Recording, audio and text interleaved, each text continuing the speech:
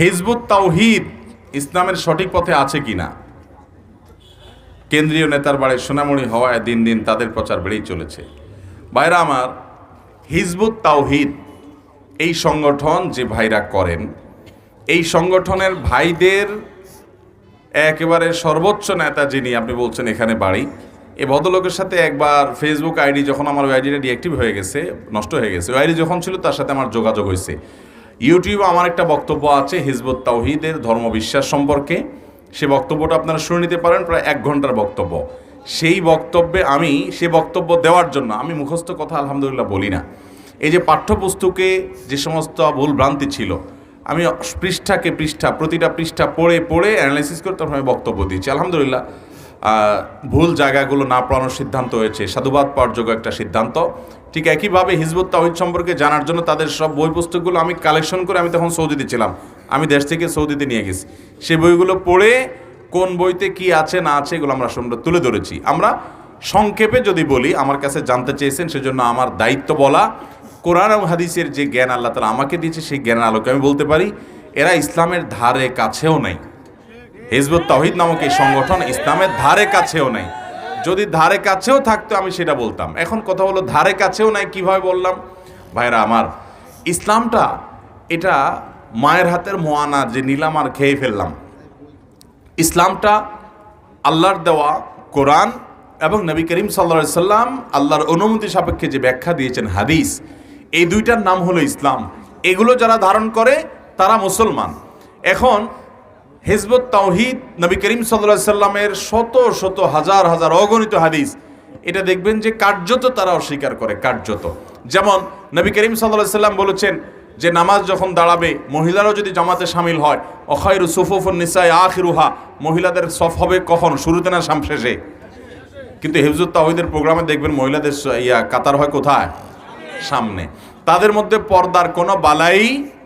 নবী সাল্লাল্লাহু আলাইহি সাল্লাম বলেছেন আফুল্লুহা, তোমরা দাড়ি লম্বা করো। এখন কোনো মুসলমান নিজে দাড়ি রাখতে না পারলে উনি জানেন এটা নবীর নির্দেশ, তিনি পারেন না, এটা তার অপরাধ বোধ আছে।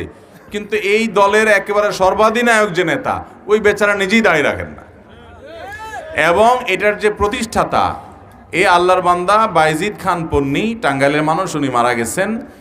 ওনার বহু ছবি আপনারা অনলাইনে দেখছেন, উনি নিয়মিত বিড়ি সিগারেট খেতেন।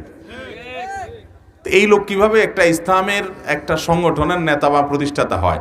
টাকরোর নিচে পায়জামা, প্যান্ট, জোপা এবং লুঙ্গি পরা হালাল না হারাম? এখন আমি মানতে পারি না এক জিনিস, কিন্তু আমি ইসলামের সর্বাধিনায়ক নেতা বলতেছি এটা হালাল হারাম বাজ বিচার করার দরকার নাই। এটা কোনো মুসলমানের কাজ হতে পারে? তারা ইসলামও বলে না, বলে কি? ইসলাম। কি বলে? ইসলাম। তারা বলে দুনিয়াতে কেউ ঠিক নাই, কেউ ঠিক নেই, এমনকি মক্কা মদিনাও তারা যায় না, কেউ ঠিক নেই, সব গোমরা হয়ে গেছে, তারা শুধু ঠিক আছে। সারা পৃথিবীতে মানুষ যেভাবে নামাজ পড়ে তারা ভিন্নভাবে, তাদের নামাজ হলো আর্মিদের লেফট রাইট মার্কা নামাজ। দেখছেন না আপনারা ভিডিও?